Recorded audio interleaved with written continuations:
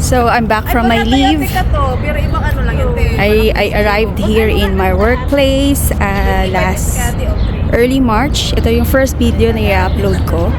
And I think mauuna to compared dun sa mga video ko sa Pilipinas dahil it will be a straightforward video.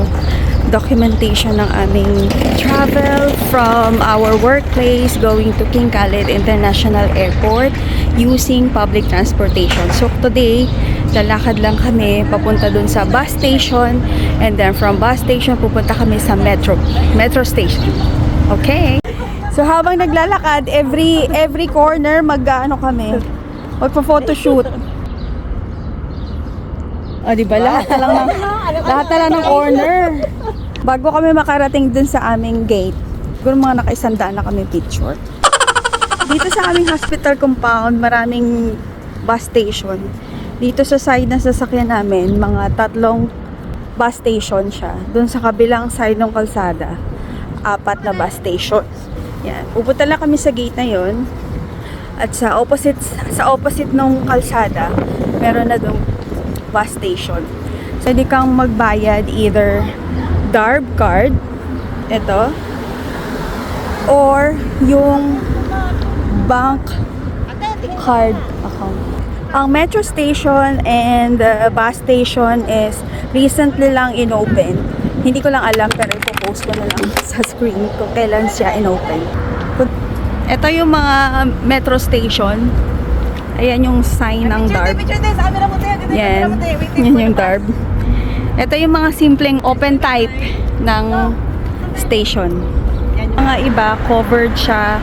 Merong upuan, tas may aircon. Pero ito nasa tapat namin, na mismong gate, na nilabasan namin. Yun ang nilabasan namin gate.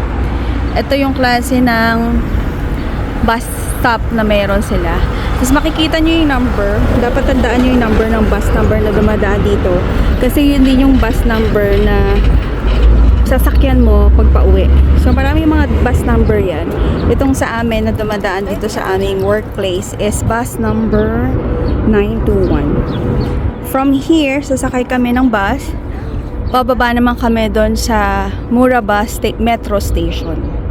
Yun yung sasakyan namin para pumunta naman sa King Abdallah Financial District.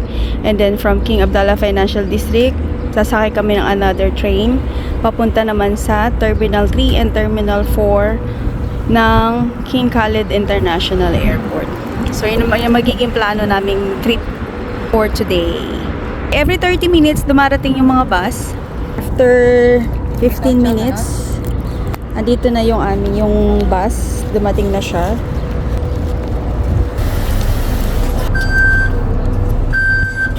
Ayaw tanggapin din. Sasalap na kami dito sa loob ng bus. Makikita mo yung screen kung saan yung mga next destination. Ito yung ibang type ng bus station. Meron siyang aircon sa loob. And here we are in Murabah Station. Lalabas na kami. Ano yung train station? Mamaya pagbalik namin, ito yung bus station na sasakyan namin ulit pabalik. And ito na yung metro station naman. Punta sa, ang first destination namin ang King Abdallah Financial District. Dito tayo sa Murabah Station. Lift going down. Station lobby level. CR kit. Ito na yung pinaka-entrance ng metro station. Kung bibili kayo ng DARB card, gagamitin nyo lang yung machine. Ito rin yung mga machine na gagamitin nyo para mag-reload ng card pag naubos na. Ito yung mga lines niya. So from here, andito kami. Murabah, asan kami? Murabah Station. Ayan, Murabah Station. And then pupunta kami dito sa King Abdallah Financial District, and then from there pupunta kami doon sa airport. Ayan. So papasok muna kami. Gamitin ko ulit yung card na ginamit ko kanina, and then itatap ko siya. Tap ulit namin yung card dito. Here, from the entrance, may mga toilet. And then may elevator, may escalator. Gagamit kami ng escalator. So, yung pag-charge ng bayad is after 2 hours. Yung first 2 hours is 4 reals. And then the next 2 hours, another 4 reals. So, kung hindi nyo metro and bus is isa lang siyang deduction. Every 2 hours lang din. So, kahit pumunta ka kahit gumamit ka ng bus, and then metro, and then bus uli, and then metro, basta ang charge niya is every 2 hours. Hi guys! Hi guys! We came from the negative 2 floor, and then we will go down for another 3 floors. Ganito kalawak ang station dito. Marami silang space. Bababa ulit kami ng another escalator. Pero pwede naman yung elevator doon. So, ito na yung waiting area. Dito sa sa train station naman, meron sila mga designated area for single, yung mga bachelor, yung mga lalaki. And then meron din for family. So hanapin namin yung door para sa family, kasi kung sasakay kami dito sa single, puro mga lalaki nandyan. Para sa mga lalaki.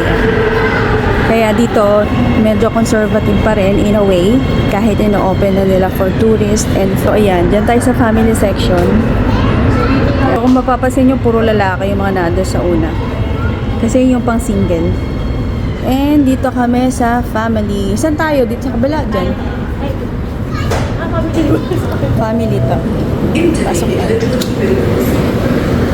And we arrived at the King Abdullah Financial District Metro Station. Yellow line sa baba daw. Sa baba.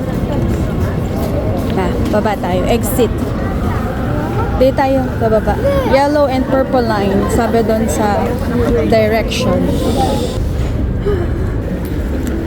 Airport. Terminal 1 and 2. Ang ganda ng design dito. So, dito marami nagpapapicture dito. Dito daw kami sa baba. Terminal 1 and 2. Same lang din. For Terminal 3 and 4. Ganun din sa kabilang side, mas malayo. Kung dito ka mag-e-exit, papunta sa King Abdallah, dyan ka lang, diretso. Dyan ang exit. 4 minutes, darating na daw yung metro. Straight. Okay. Straight and right. This one, ito. Gusto ko i-try yung pinakalas, kaya yung VIP. Tingnan natin kung pwedeng VIP. Ito may first class, oh. First class is working? This one? Yeah, it's working. How much they will charge you? Is it different or same? Same? So we will try the first class. Try natin ang first class. Kasi para nasa unahan kayo, we'll try now itong first class kasi usually yung ginagamit namin family. So nga mag-first class kami. Meron din silang reminder kung paano kayo pumosisyon dito sa entrance ng door. Out yung sa gitna and then in dun sa two sides. So kaya dapat dito muna tayo sa side. We will let them go out and then sa pag naka-out na sila saka tayo papasok. So train is approaching na daw. Yung mga first timer, ayan, nagbi-video din sila. Ito kasi yung route na nasa ibabaw ng train. Lahat ng blue lines nasa ilalim. Yun yung King Abdullah Financial District. Maraming building. Doon kami galing. Ayan sila. International flights.